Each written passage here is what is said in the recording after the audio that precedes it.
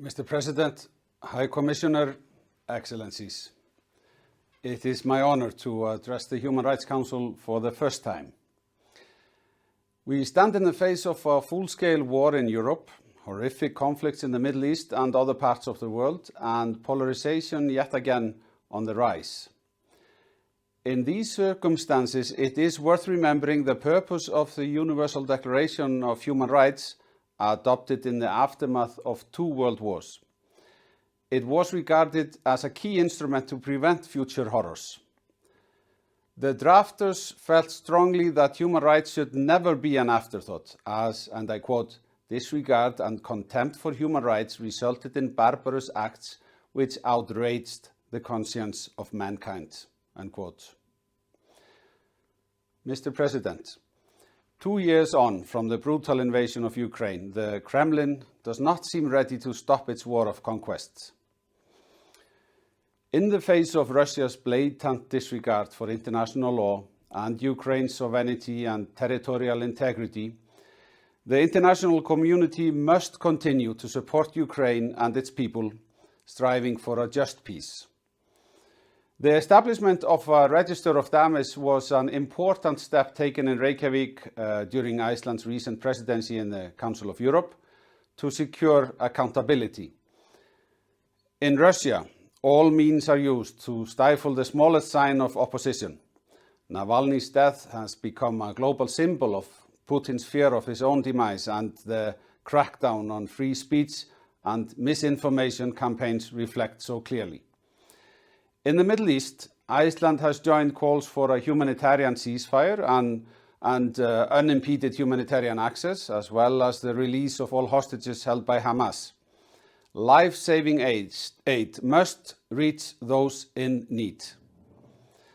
Nothing can justify Hamas's vicious terrorist attack, which Iceland condemns in the strongest terms. However, in its self-defense, Israel must comply with international law, protect civilians, and provide sufficient humanitarian aid. As dire as the situation looks now, there must be a plan for the day after. Iceland recognized the State of Palestine in 2011 and has consistently advocated for the two-state solution. We need a political process paving the way towards that end. Mr. President, we must work together to reverse the serious backsliding of human rights we have witnessed lately and secure the universal human rights of all people, regardless of race, religion, beliefs, disability, sexual orientation, and gender identity. In this context, Iceland has recently committed to doubling its annual core contribution in support of the High Commissioner's Office's vital work for universal human rights. We must hold up the values of democracy, human rights, and freedom, and dialogue is key, even when we disagree, as the absence of dialogue only serves to protect human rights violators. That is what this body is all about.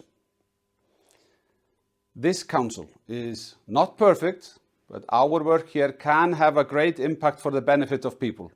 And that must be our goal, to improve the lives of people around the world. This is why Iceland is seeking a seat on the Council for the term 2025 to 2027. Our candidature is supported by all the Nordic states. If elected, Iceland will actively contribute to the Council's core mandate of advancing the promotion and protection of human rights of all people and addressing human rights violators and abusers. Other priorities will be the rights of women and girls, children and youth, LGBTI rights, and the environment, where I believe we have a lot to share. We will engage with countries from all regions in an inclusive manner towards our common goal of advancing the dignity of equality of all human beings.